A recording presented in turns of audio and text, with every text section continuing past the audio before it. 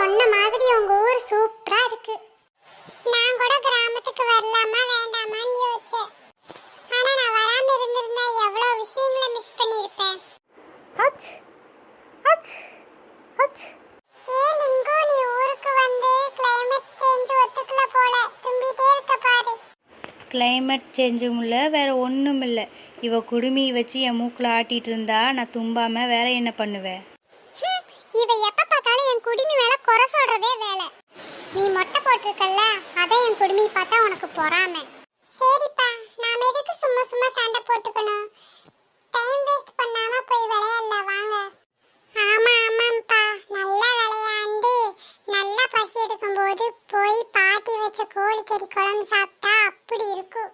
Original நாட்டுக்கோழில சூப்பரா குழம்பு வைப்பாங்க. எனக்கு ஊர்ல இருந்து வரும்போதெல்லாம் எனக்கு எடுத்துட்டு வருவாங்க. இன்னைக்கு நீங்களும் சாப்பிட்டு என்ஜாய் பண்ணலாம்.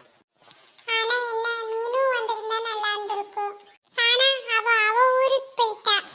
அடுத்த டைம் வரும்போது அவளையும் சேர்ந்து கூட்டிட்டு வரணும். அதுவும் டாக்டர் அங்கிள் வராரு. இந்த டாக்டர் இங்கதான் பிறந்து வளர்ந்தாரு. டாக்டர் ஆனதுக்கு அப்புறம் சொந்த ஊருக்கு சேவை பண்ணணும்னு இந்த ஊர்லயே ஹாஸ்பிட்டல் கட்டி மக்களுக்கு சேவை பண்றாரு. ஏ பிங்கி, எப்போ ஊர்லேருந்து வந்த? இன்னைக்கு அங்கிள் வந்தோம். லாஸ்ட் டைம் வந்த போதே நீ நிறைய சாக்லேட் சாப்பிட்டு பல்லெல்லாம் சொத்தையா இருந்துச்சு. நான் ஒரு சாக்லேட் கூட சாப்பிடக்கூடாதுன்னு சொன்னனே, நீ ஃபாலோ பண்றியா? அச்சச்சோ, அப்படியே நான் வச்சு சொல்றாரே, நாம என்ன சொல்லி சமாளிக்கிறது? ஆமாங்க அங்கிள், நீங்க சொன்னதுல இருந்து நான் கையில ஒரு சாக்லேட்டும் கூட எடுக்கிறது இல்ல. ஆமாங்க அங்கிள், அப்படியே வாயிலே கவி சாப்பிட்டுருவா.